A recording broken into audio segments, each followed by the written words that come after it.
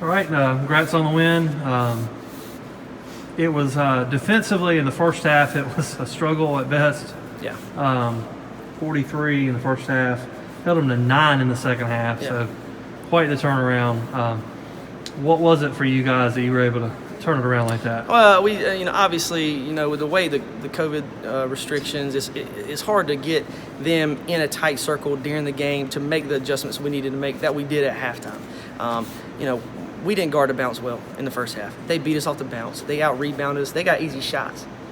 Number 2 and Nige, they hit 3 threes apiece, I think, and they were not contested. And we made the adjustments we needed to make, got the switches we needed to make, and we just locked in and guarded the bounce. And we out-rebounded them, I think, close to 15 rebounds in the second half. So that's a big difference. And second half, Kobe Oxenine had 3 threes in that third quarter run that you guys made. And that's a guy that last year didn't have a lot of minutes. When I talked to him, he said something about stepping up and how important it was for him to step up. How important was that for him tonight? The thing about our team, and a lot of people don't realize, we have a lot of offensive weapons. We really do. The thing is, a lot of these young guys, especially the ones coming from JV and the ones that didn't play much last year, we just got to get them to buy into the defensive end. Once Kobe figures out his ways on defense and how to truly sell out to taking charges and getting 50-50 balls and where to be, he's gonna be a big minute guy for us. He's playing behind some good pieces right now, but we're gonna figure out how to get that shooter in the game. Last year, you called Matt Locklear unscoutable. Quote we kind of came back to quite a bit, but second half he had 12 points, got to the rim quite a bit. Oh, yeah. How important was that you had one of those guys that's been through the battles last year to lead you through that second half run? Yeah, I mean, he was one of them, but we had 3J and Charlie and JB who all three were in foul trouble in the first half.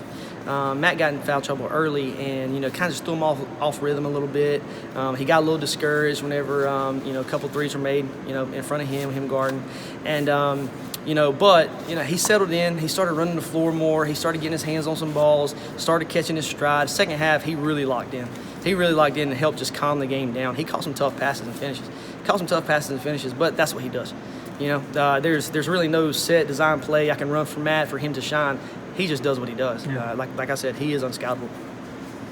And I think it was 318 days since you guys have seen the floor.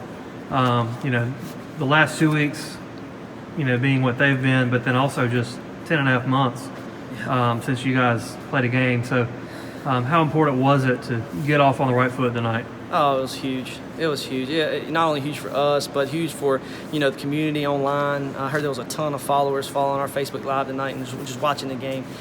So happy to see them following and watching and still engaging in excitement for our program.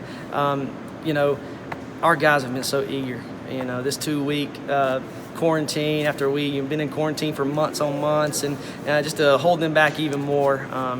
And me as their coach, I'm trying my best to fill the schedule up and play as many games we possibly can just for these guys. They need to play basketball. I don't care who it is.